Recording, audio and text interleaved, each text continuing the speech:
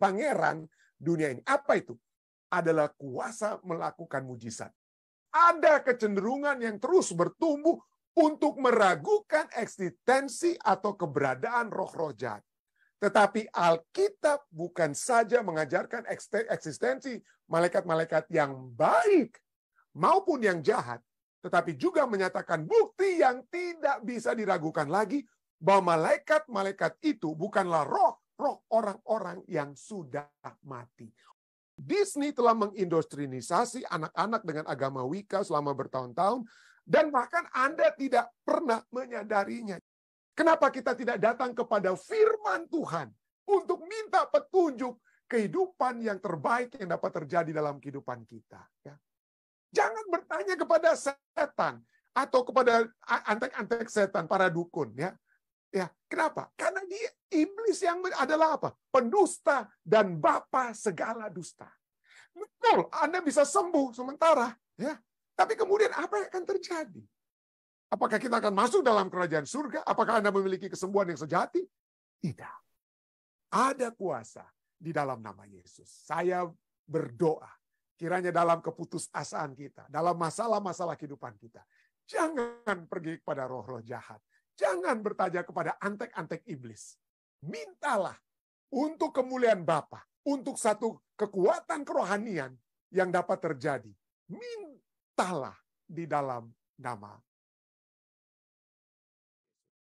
Apa saja perwujudan masa kini dari kuasa jahat yang sama ini. Kalau misalnya di zaman dahulu orang-orang di Efesus, ya, orang-orang di Efesus itu datang kepada dewa ini, dewa itu melalui ahli-ahli sihir, minta ini, minta itu, nama dewa ini yang disebutkan, nama dewa itu yang harus yang dipanjatkan doanya. Apa kira-kira perwujudan? Apa masih ada orang-orang zaman sekarang ini datang kepada dewa-dewi seperti itu ya? Mungkin di dunia barat itu mungkin tidak banyak yang kita bisa tahu tentang hal tersebut. Walaupun ada orang-orang yang masih main-main dengan Ouija board ya, ada di Amerika ini ya. Tapi kalau kita tanya, mungkin banyak orang yang nggak ada itu. Kita kan rasional. Ini orang-orang di barat ya pikir, udahlah di Asia, Afrika ya, memang masih percaya demikian, masih percaya opo-opo. Tapi di dunia barat ya, kita kan udah orang seringkali bilang begitu ya. Oh, dunia barat itu kan kita nggak pikir lagi tentang kuasa kejahatan itu dan lain sebagainya. Nah, tapi hati-hati, ya, hati-hati, itu masih tetap ada, walaupun ya, seperti saya pernah tampilkan ini, most American Christian, banyak orang-orang Kristen Amerika itu bahkan tidak percaya bahwa setan ataupun Roh Kudus itu ada. Mereka tidak percaya. Mereka tidak percaya ada setan. Setan itu hanyalah bentuk daripada kejahatan. Jadi kejahatan itu bentuknya. Jadi kita sendiri yang dapat menjadi setan. Orang-orang Amerika seringkali mungkin atau orang Barat seringkali bilang begitu. But the truth is, sesungguhnya setan itu nyata. Setan itu kita harus akui dapat melakukan hal-hal yang hebat sekali. Ini bukan lagi natural, tapi supernatural. Ini di luar daripada daya nalar kita. Daya pikir kita itu nggak mungkin kita bisa jelaskan. Kok ini bisa terjadi? Kenapa? Kadang-kadang ada mujizat-mujizat yang seringkali ya kita bisa lihat terjadi. Kenapa? Karena setan itu nyata, saudara ya. Pelajaran kita sudah katakan dialah penguasa dunia ini yang sedang bekerja ya. Yohanes 12 ayat 31 katakan, sekarang berlangsung penghakiman atas dunia ini. Sekarang juga penguasa dunia ini akan dilemparkan keluar menjelang kematiannya. Yesus berkata, waktunya sudah tiba untuk disalibkan untuk mati, dan waktunya pada saat yang bersamaan sudah tiba di mana penguasa itu akan dilemparkan keluar. Dilemparkan keluar dari mana? Ini pertanyaannya. Dia akan dilemparkan keluar dari mana? Itu dia pertanyaan. Nah, kita lihat bahwa penguasa dunia ini, prince of this world, ya, dia adalah pangeran dunia.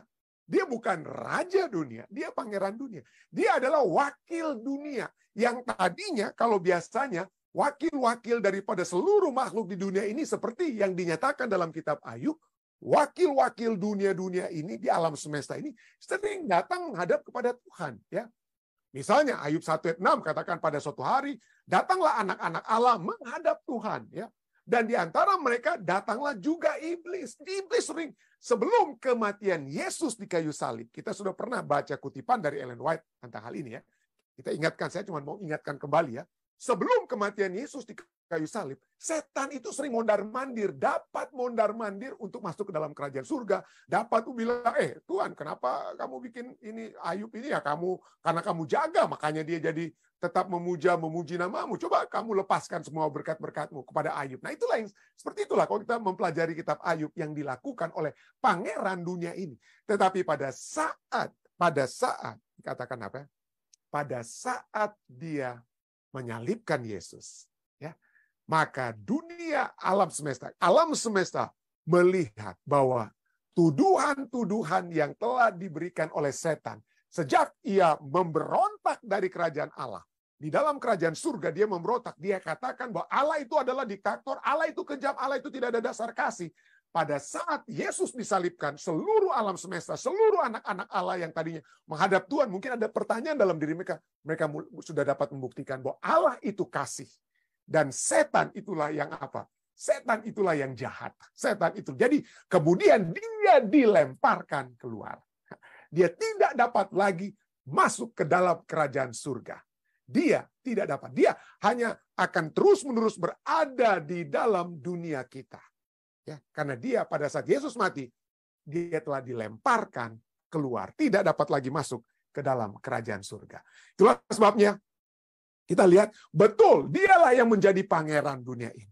Dia memiliki apa? Dia menjadi penguasa. Ya. Dalam Matius 4 ayat 8-9, pada saat dia mencoba Yesus di padang gurun, ya, iblis membawanya pula ke atas gunung yang sangat tinggi, memperlihatkan kepadanya semua kerajaan dunia. Semua ini akan kuberikan kepadamu jika engkau sujud menyembah aku. Yesus tidak boleh. Kenapa saya menyujud kamu? Ya. Yesus tidak protes bahwa Yesus tidak menyatakan, kamu salah menyatakan dirimu sebagai pemilik daripada kerajaan dunia ini. Tidak. Ya. Yesus tidak komplain. Yesus cuma katakan kamu tidak boleh kita tidak boleh menyembah selain Allah, itu saja jawab Yesus. Tapi poinnya adalah Yesus mengakui bahwa dia adalah penguasa apa? Penguasa dunia ini. Tapi sebagai penguasa dunia yang diakui oleh Yesus dan dituliskan juga dalam Yohanes 12 ayat 1, ya. Maka kita lihat ada satu hal yang dimiliki oleh si penguasa dunia ini, si Prince of this world, pangeran dunia ini. Apa itu? Adalah kuasa melakukan mujizat. Apa yang dia lakukan? Ia dapat membawa Yesus dari padang gurun kemana? Ke atas gunung yang sangat tinggi. Bagaimana dia lakukan itu? Dia bisa memiliki kuasa untuk dapat bahkan terbang juga. Mungkin kita bisa lihat seperti itu, ya. Jadi dia memiliki kuasa. Kuasa setan itu nyata, saudara. Jangan kita bilang, oh nggak ada itu setan. Nggak mungkin itu setan itu. Setan itu ada. Dan setan itu memiliki kuasa. Dia bisa mengangkat Yesus dari padang gurun. Padang gurun itu kalau ada pergi, ya, diperkirakan dia berada di Dead Sea, ya, di padang gurun dekat Dead Sea. Itu salah satu tempat yang paling terendah di dunia, ya, Dead Sea itu. Lalu dia bisa bawa Yesus apa? Dia membawa Yesus, diterbangkan Yesus itu kemana, ya? Ke atas gunung yang sangat tinggi, dikatakan. Ke atas gunung yang sangat tinggi. Dia memiliki kuasa. Seperti malaikat-malaikat yang baik. Itu tidak heran. Ya, Ellen White dalam Kemenangan Akhir, halaman 536, katakan, ada kecenderungan yang terus bertumbuh untuk meragukan eksistensi atau keberadaan roh-roh jahat. Tetapi Alkitab bukan saja mengajarkan eksistensi malaikat-malaikat yang baik maupun yang jahat, tetapi juga menyatakan bukti yang tidak bisa diragukan lagi bahwa malaikat-malaikat itu bukanlah roh orang-orang yang sudah mati. Orang mati, tidak tahu apa-apa. Kalau mereka kadang kemungkinan seakan-akan dengan ilmu-ilmu sihir yang ada zaman sekarang ini, kelihatannya mereka orang-orang mati itu muncul, itu bukan orang matinya yang rohnya masih melanglang buana, yang masih terbang kiri kanan. Kita sudah pelajari tentang hal ini, ya. Firman Tuhan sudah cukup jelas, orang mati tidak tahu apa-apa. Orang mati bagaikan tertidur, itu saja. Orang mati akan dibangkitkan kalau mereka adalah orang yang benar, dibangkitkan pada saat Yesus datang di kali yang kedua. Tapi mereka tidak sedang melayang-layang. Siapa yang melayang-layang? Setan dan malaikat-malaikatnya. Setan dan malaikat-malaikatnya yang sedang melayang-layang. Dan mencoba untuk mempengaruhi, walaupun mereka suka bermain di balik layar. Ya. Bermain di balik layar. Ya. Bermain di balik layar, tapi mereka memiliki kuasa. Jadi apa betul ada ilmu sihir? Apa betul ada opo-opo pendeta? Betul. Kita tidak bisa ragukan. Saya pernah lihat bagaimana di Batu Bina Betengan itu, ya, ada orang yang Hebat sekali dia, tangannya bisa masuk ke dalam tanah, keluarkan batu. Nggak tahu, mungkin tanahnya, saya nggak tahu tanahnya itu keras atau apa, tapi memang hebat sekali dia bisa buka Alkitab ya, yang ahli tersebut ya, dalam tanda kutip ahli tersebut ya. Jadi, dan kita juga pernah dengar mungkin saudara Joseph Palar memberikan kesaksian bagaimana dia untuk terlepas daripada opo-opo tersebut. Anda bisa melihat kesaksiannya itu waktu dia di interview di Orel Channel ya. Jadi itu adalah satu hal yang nyata, yang dapat terjadi. Ya. Di dunia barat, ya di dunia barat sekalipun, secara perlahan-lahan, kita walaupun tidak kelihatan setannya yang muncul, tapi kita lihat bagaimana ahli-ahli sihir itu bertambah banyak di dunia. Kalau saya tidak anjurkan Anda untuk beli buku ini, saya tidak anjurkan untuk lihat di YouTube ya. Tapi orang-orang yang mengaku sebagai ahli-ahli sihir, mereka katakan, ini selalu dikatakan bahwa mereka dalam melakukan ilmu sihirnya itu, mereka menggabungkan 5 unsur ilmu sihir. Ya. 5 unsur, yaitu unsur tanah atau bumi, unsur angin, unsur api, unsur air, dan yang terakhir adalah roh. Dan itu harus berada dalam satu lingkaran. Itu biasanya mereka katakan ya. Ahli-ahli sihir itu katakan, berada dalam satu lingkaran. Tapi inilah, elemen kelima inilah siapa itu? Elemen spirit ini bukan Roh Kudus. Bukan Roh Kudus. Ya, seperti film-film, begitu banyak sekarang film-film yang secara perlahan-lahan membawa pikiran orang selalu untuk melihat elemen kelima. Waduh, banyak sekali film-film yang ada. Kalau Anda mau lihat itu dia tentang film-film Hollywood ya, yang secara tidak langsung telah mengajarkan anak-anak kita untuk mempelajari agama daripada Wicca. Agama Wicca itu adalah agama ilmu sihir ya. Ini Anda bisa lihat, ini saya anjurkan Anda nonton ini YouTube ini ya. YouTube yang judulnya adalah Disney Candy Coated Witchcraft ya. Ini diterbitkan oleh seorang gereja kita ya, yang Light Exposing Darkness, di mana kalau Anda Google ya, Anda search di YouTube Disney Candy Coated Witchcraft Elemental Pixar 2023 ya. Jadi dikatakan bahwa Disney telah mengindoktrinisasi anak-anak. Disney has been indoctrinating children. Wah, banyak film-film tentang film-film seperti Frozen lah, Elemental lah. Banyak film-film yang kelihatannya seperti, aduh, nggak ada masalahnya itu kalau menonton. Tapi sesungguhnya ajaran-ajaran ilmu sihir, ke elemen-elemen air, bumi, ya dan lain sebagainya, yang dalam satu lingkaran, ya, roh ada di dalamnya, itu diajarkan. Itu adalah agama Wicca, ya.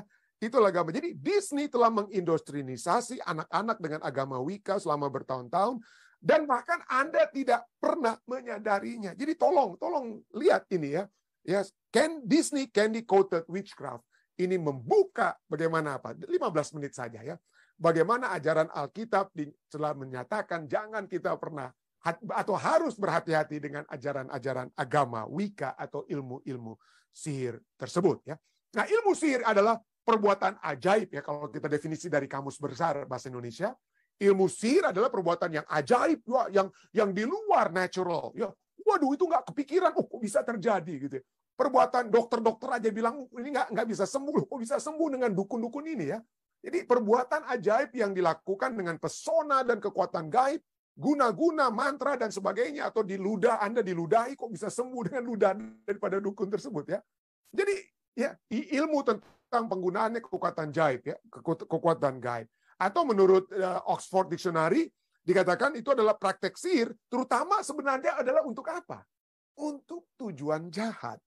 Penggunaan mantra ya, dalam konteks praktek modern, katakan keagamaan yang melibatkan sihir, kedekatan dengan alam, ya biasanya itu dalam tradisi kekafiran. It is within a pagan tradition. Jadi itu bukan hal yang seharusnya menjadi bagian umat-umat Kristen, umat-umat yang percaya firman Tuhan. Tidak boleh kita masuk. Ya, walaupun mungkin ada yang bilang, oh betul itu pendeta. Coba lihat pendeta, ada orang sakit itu disembuhkan dengan dukun itu pendeta.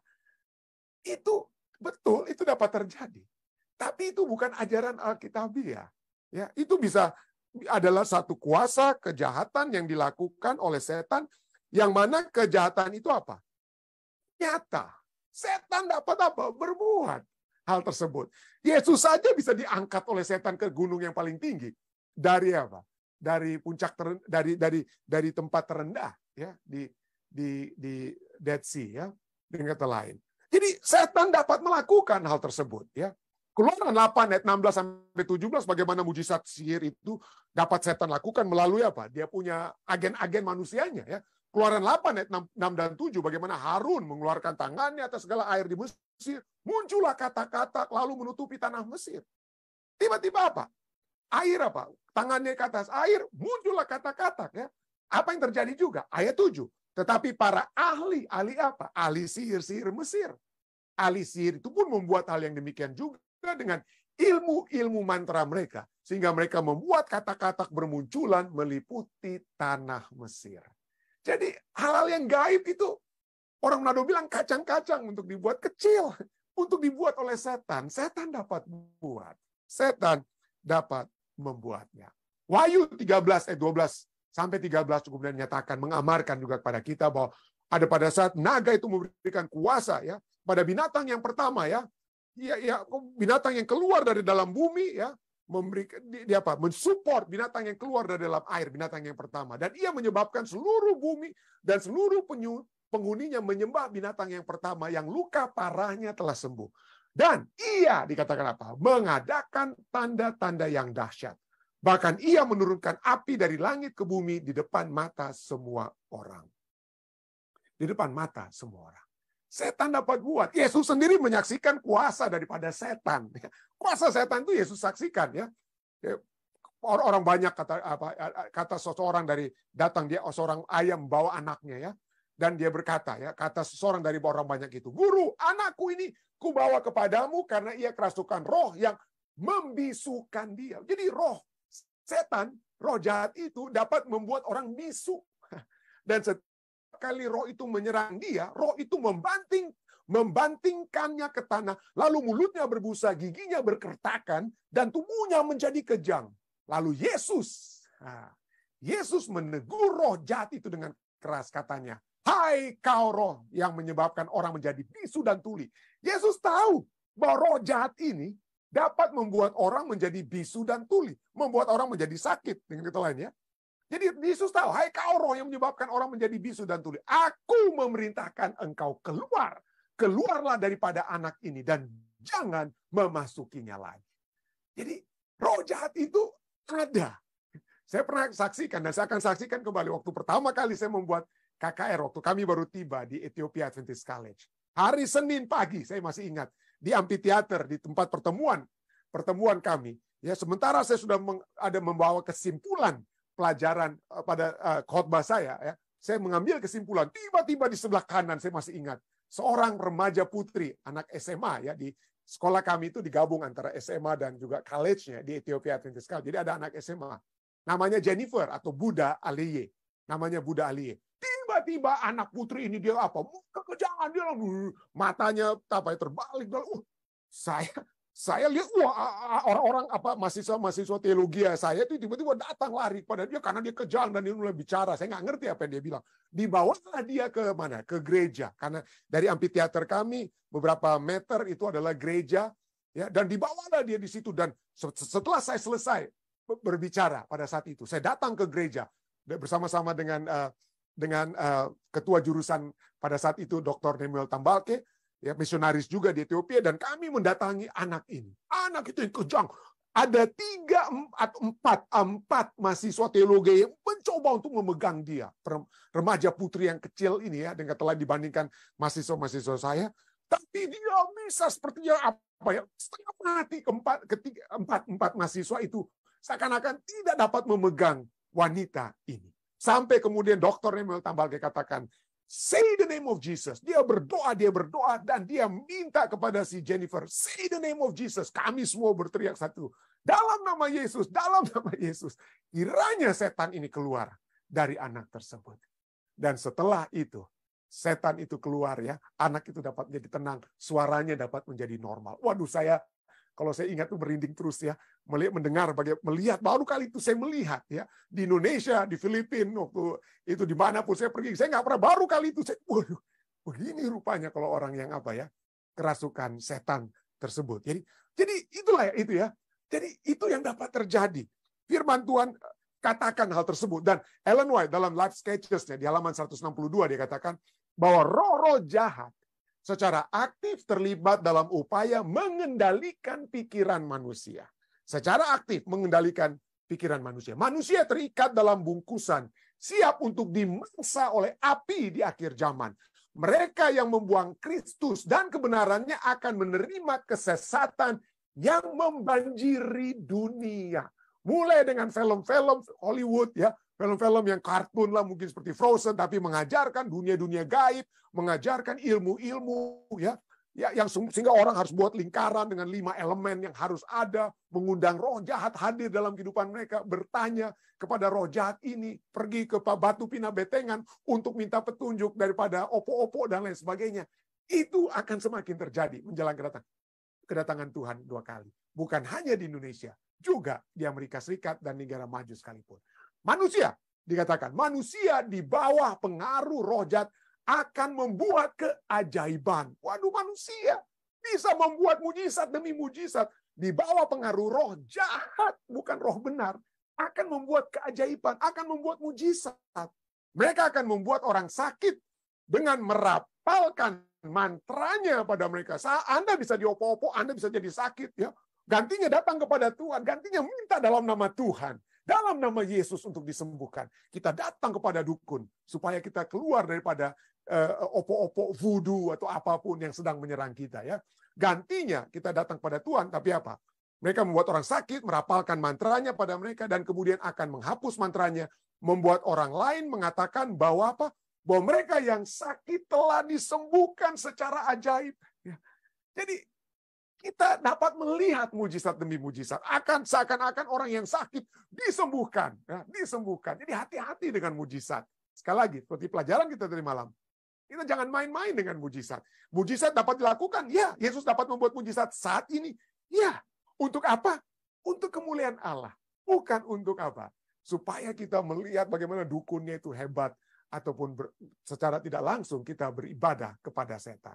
Setan, statement dikatakan, setan telah melakukan hal ini berulang kali. Di mana? Sayang sekali, ini dapat terjadi. Ya, saya ambil satu artikel tentang apa yang terjadi di Afrika, ya.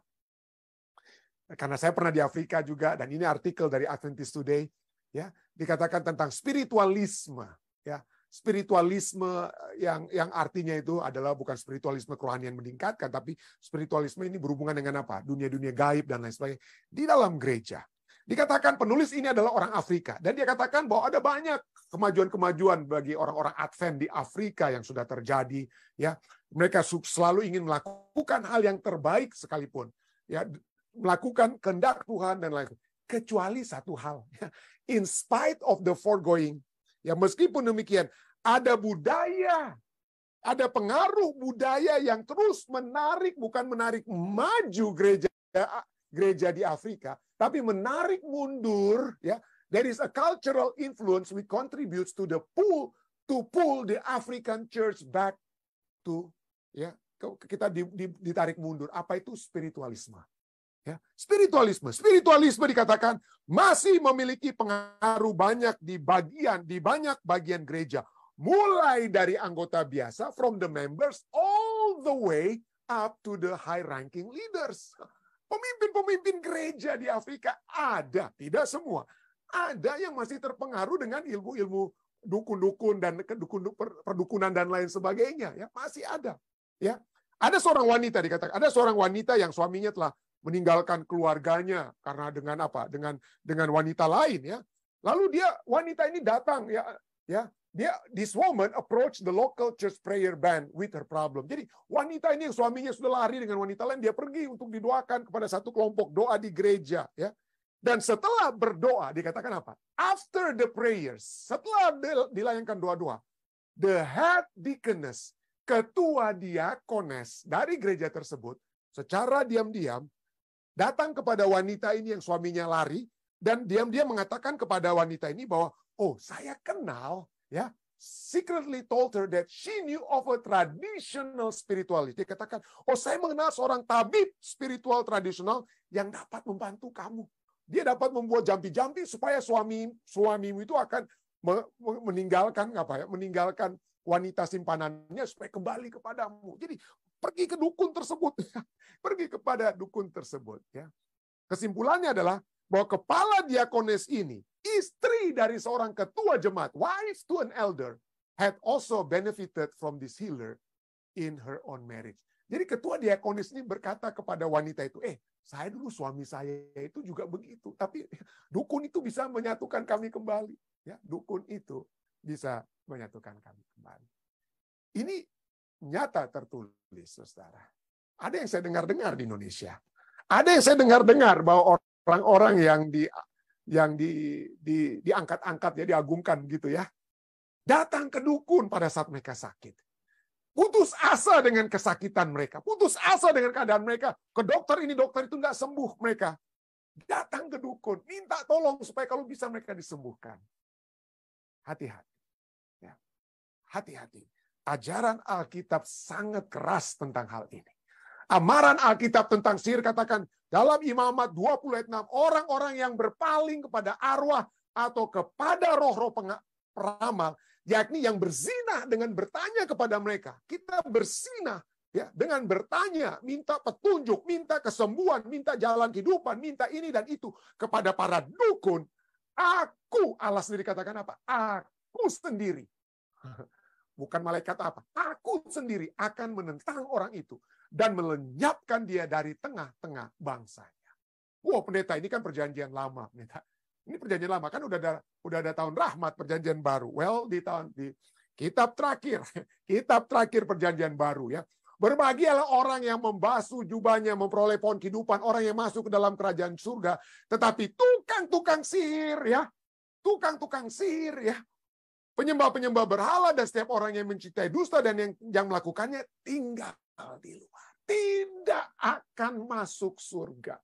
Saya ulangi, kalau Anda datang kepada dukun, datang kepada opo-opo di Batu Pinawetengan, minta petunjuk ini kepada mereka, minta petunjuk ini kepada opo-opo dan lain sebagainya. Firman Tuhan cukup jelas.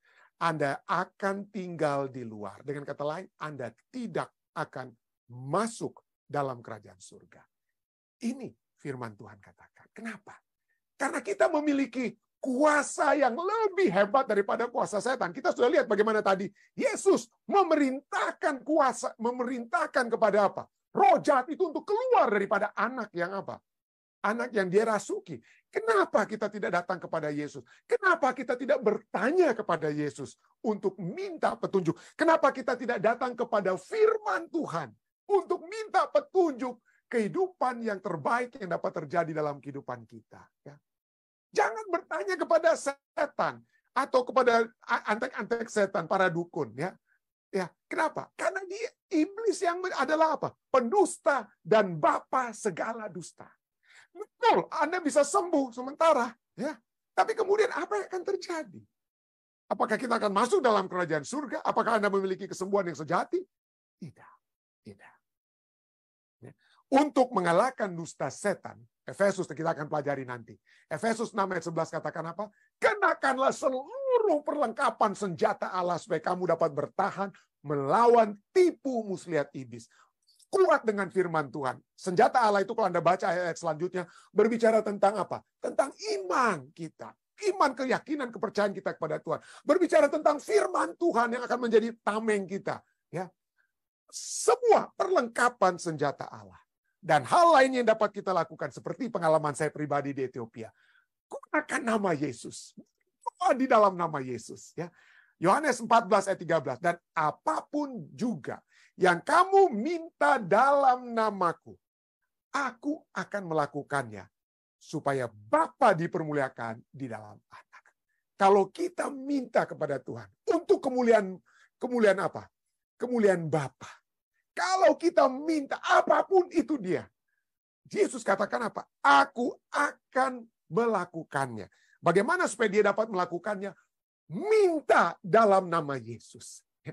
Jadi di dalam nama Yesus itu, ya, Di dalam nama Yesus itu adalah satu statement terakhir yang Yesus telah bawakan menjelang kematiannya Yesus, ya. Di dalam doa Bapa kami, ya, tidak ada disebutkan, ya. Di dalam doa Bapa kami itu adalah ajaran doa Bapa kami, coba kita lihat, tidak ada di dalam nama Yesus, ya. Kenapa? Karena itu adalah ajaran Yesus pada saat sebelum dia meninggalkan murid-muridnya, ya. Dan itu adalah doa diajarkan kepada orang-orang Yahudi pada saat itu. Tetapi yang lebih berkuasa daripada doa Bapa kami, dengan kata lain, adalah pada saat setiap doa kita, doa permohonan kita katakan apa? Mintakan di dalam nama Yesus. There is power in the name of Jesus. Ada kuasa di dalam nama Yesus. Saya berdoa, kiranya dalam keputusasaan kita, dalam masalah-masalah kehidupan kita, jangan pergi kepada roh-roh jahat. Jangan bertanya kepada antek-antek iblis. Mintalah untuk kemuliaan Bapa, untuk satu kekuatan kerohanian yang dapat terjadi. Mintalah di dalam nama Yesus. Saya bawa pembahasan ini di dalam nama Yesus.